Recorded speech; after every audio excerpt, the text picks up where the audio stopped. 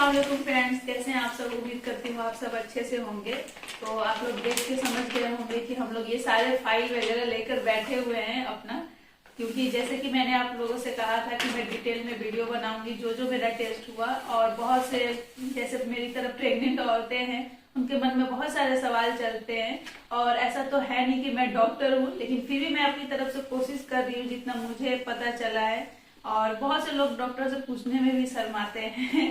तो मैं सबसे पहले आप लोग को यही बोलूंगी, कोई भी डॉक्टर टेस्ट लिखे, आप लोग बिना शर्माए आप लोग जरूर पूछा करिए, सर ये किस चीज के बारे में है, इससे क्या बेनिफिट हमें मिलेगा, क्या मालूम चलेगा। हमें हक है पूछने का डॉक्टर से, और डॉक्टर बहुत अच्छे से बताते हैं, ऐसा नहीं है कि नहीं बताएंगे। थोड़ा बहुत कुछ तो आपको समझ में आएगा। और आजकल तो गूगल का जमाना है, आपको नाम कम से कम याद रहेगा तो आप गूगल करके उसके बारे में जान सकते हैं कि हाँ ये डॉक्टर टेस्ट लिखा है तो इसके बारे में क्या मतलब डिटेल में है, क्यों करवाया जा रहा है।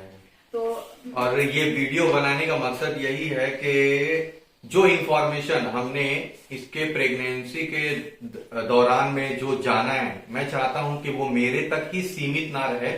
मैं अपने सारे सब्सक्राइबर या जो भी नए व्यूअर्स हमारे चैनल पे आएंगे उसको ये इंफॉर्मेशन मिल जाए। तो बहुत ही मुश्किल से हमने कलेक्ट किया है और हम लोग सारा एक जगह इकट्ठा किए हैं। सारा हम लोग डिटेल में बनाए भी है, क्योंकि इतना सारा रिपोर्ट है कि हम लोग भूल जाएंगे कि कौन कौन सा कब कब हुआ है।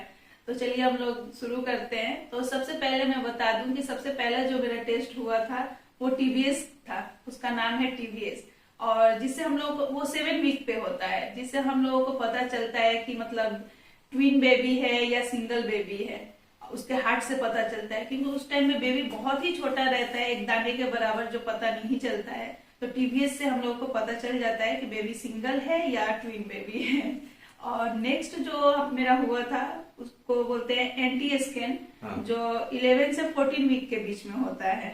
और मेरा हुआ था 12 वीक में है। 12 वीक में हुआ था। हाँ। तो एंटी स्कैन के बारे में बता दीजिए आप।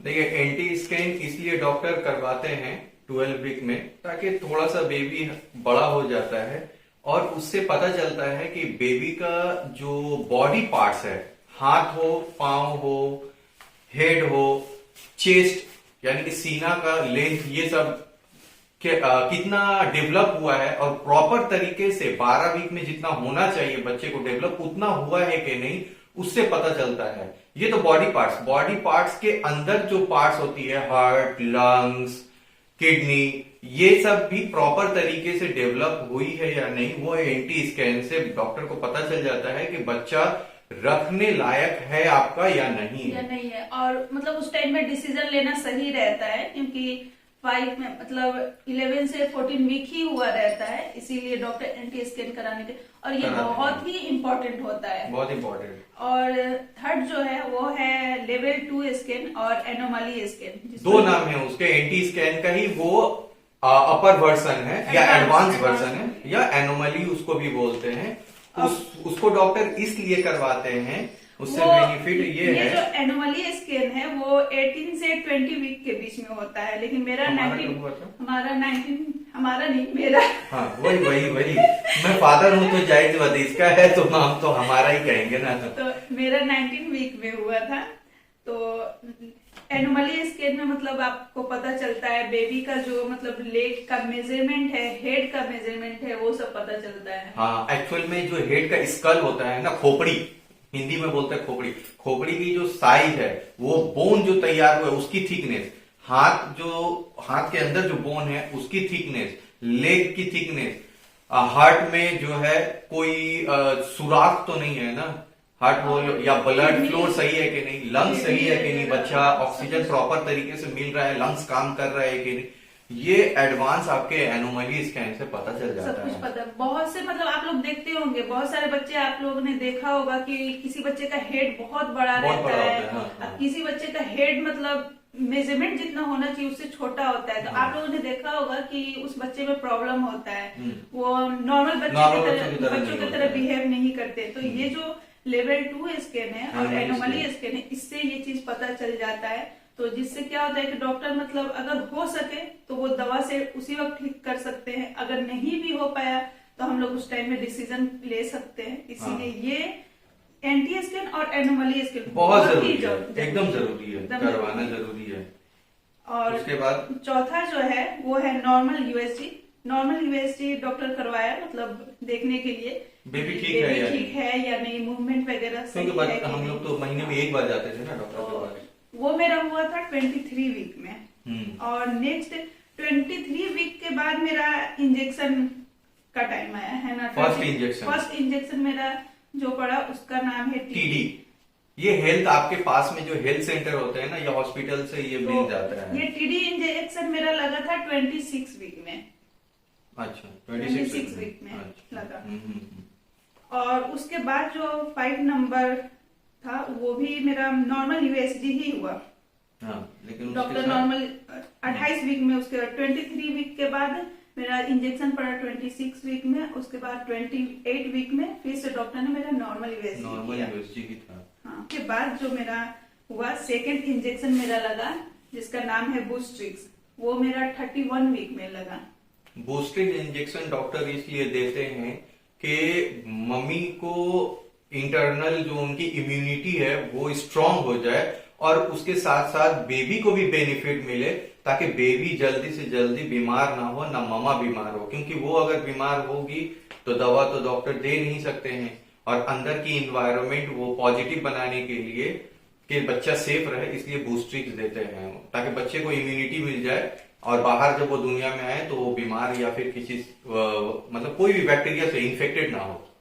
और जैसे कि मैंने आप लोगों को पिछले वीडियो में बताया था कि बच्चे का फेटल इकोकार्डियोग्राम जो हुआ था वो हार्ट के लिए होता है, जिसका नाम है फेटल इकोकार्डियोग्राम। तो ये मेरा 23 वीक में हुआ था। तो डॉक्टर जरूरी नहीं आपको किसी भी वीक में लिख सकता है, क्योंकि ये डिटेल में ना बच्चे के हार्ट के बारे में पता चलता है। एक्चुअली इस वीक में बच्चे का हार्ट ऑलमोस्ट डेवलप हो चुका होता है और ये एडवांस है, क्योंकि इससे हार्ट के पूरे डिटेल्स पता चल जाते हैं डॉक्टर को कि हार्ट जो है प्रॉपर तरीके से डेवलप हुआ है यानी काम सही से कर रहा है, यानी ब्लड फ्लो कैसा है, तो इससे सब कुछ पता चल जाता है। और उसके बाद मेरा नेक्स्ट हुआ कलर डॉपलर जो 32 वीक में हुआ। तो एक्चुअली हम लोग को करवाना था कब, 32 वीक में ही करवाना 32 वीक में ही करवाना था, लेकिन हम लोगों से लेट हो गया, हम लोग नहीं करा पाए थोड़ा फाइनेंशियल प्रॉब्लम की वजह से हम लोग नहीं करा पाए, थोड़ा सा डिले हो गया। तो डिले हो गया था। तो फिर हम लोग जब डॉक्टर के पास गए तो डॉक्टर ने कहा जब डिले कर ही दिए थे तो एक बार मेरे से फोन करके पूछ लेना चाहिए, और डिले कर देते मैं और डिले कर देना चाहिए था, क्योंकि तुम ऐसे टाइम में कराई हो कि ना इधर का है ना उधर का है। वो 37 वीक में मैं करवा दिया, सॉरी 36 वीक में करवा दिया था। डॉक्टर का बोलना था कि 37 वीक में कराते तो ज्यादा बेटर था, एक्चुअली करवाना था उसको 32 वीक में, तो डिले हो गया। तो फिर डॉक्टर ने बोला कि एक बार और आपको यूएसजी कलर डॉपलर फिर से करवाना पड़ेगा। 37 वीक के बाद डॉक्टर ने कहा कि जो बच्चे का मतलब हेड जहां मतलब हो जाता है, अगर हेड डाउन है तो वो बच्चा अपना पोजीशन फिक्स कर लेता है, उसके बाद बच्चे का पोजीशन चेंज नहीं आता है 37 वीक के बाद। तो इससे हम लोग को पता चलता है कि अगर बच्चे का हेड डाउन हो गया है तो नॉर्मल डिलीवरी पॉसिबल है, क्योंकि बच्चे का हेड अगर डाउन नहीं होगा तो नॉर्मल डिलीवरी पॉसिबल नहीं है।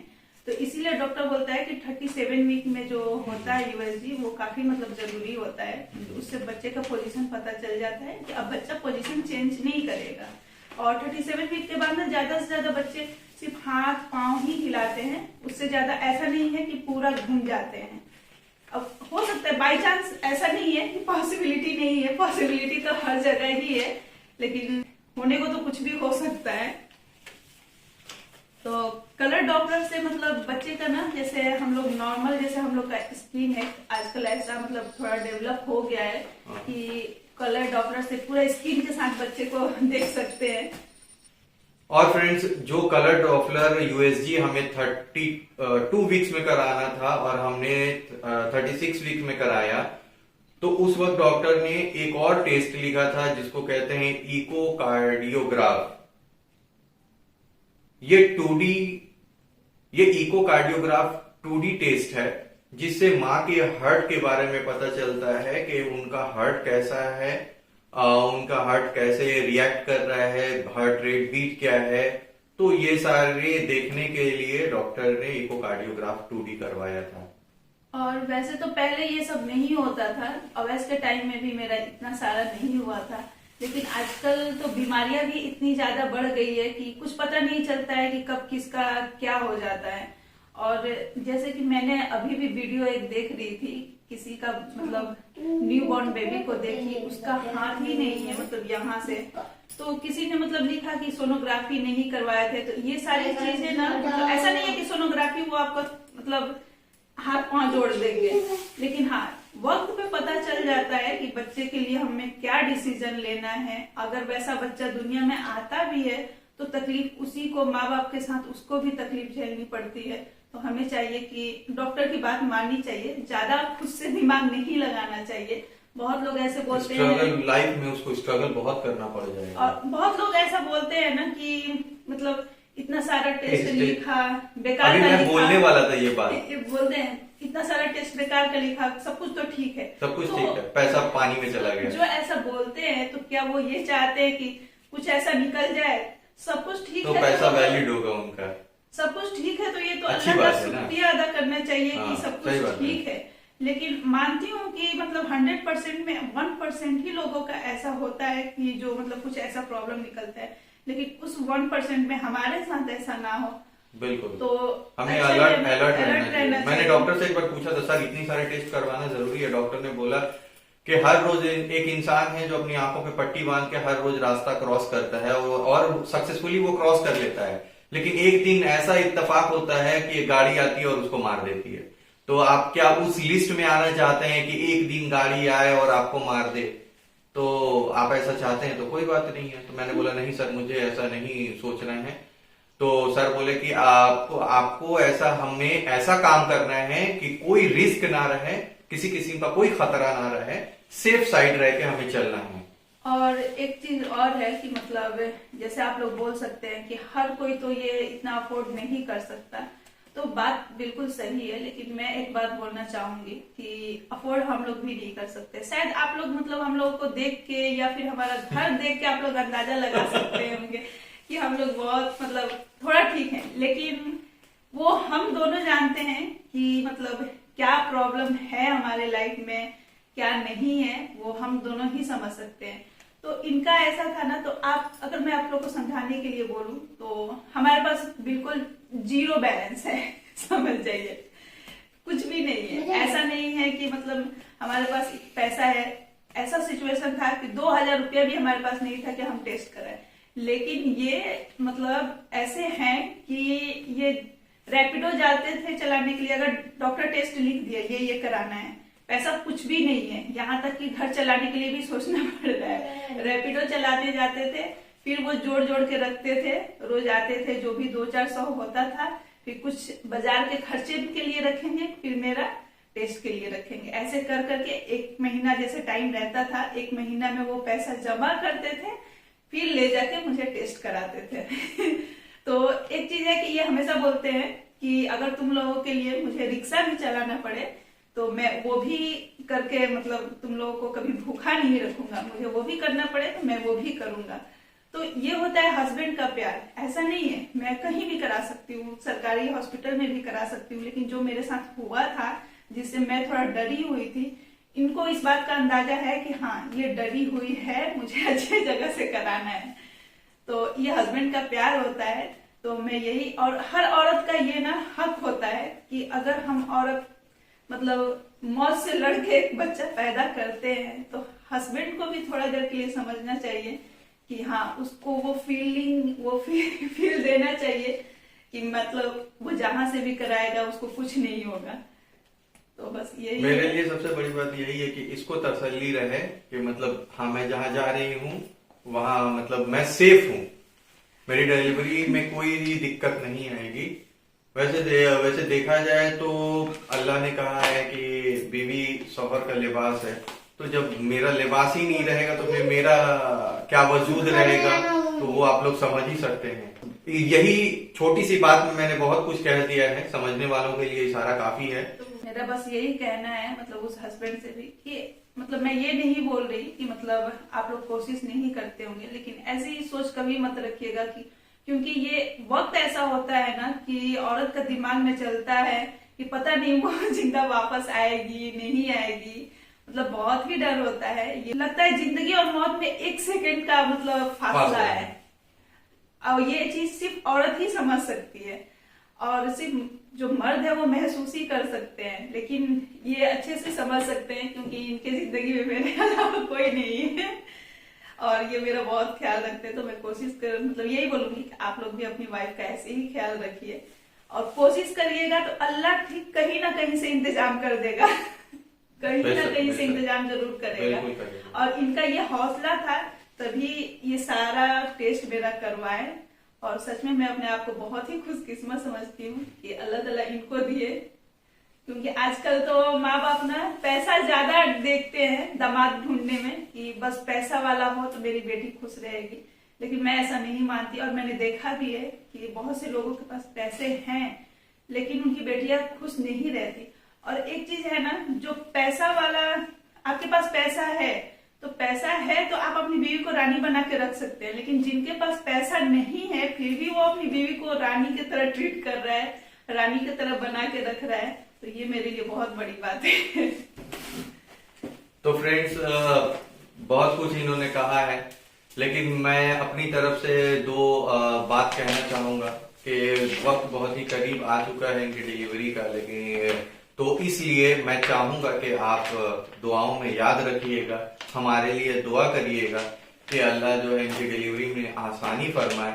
और मेरे लिए भी बहुत ही मुश्किल घड़ी है ये वक्त, क्योंकि मैं अकेला हूँ और जिस जगह पे रहता हूँ थोड़ा सा प्रॉब्लम है ट्रांसपोर्ट कम्युनिकेशन को लेके।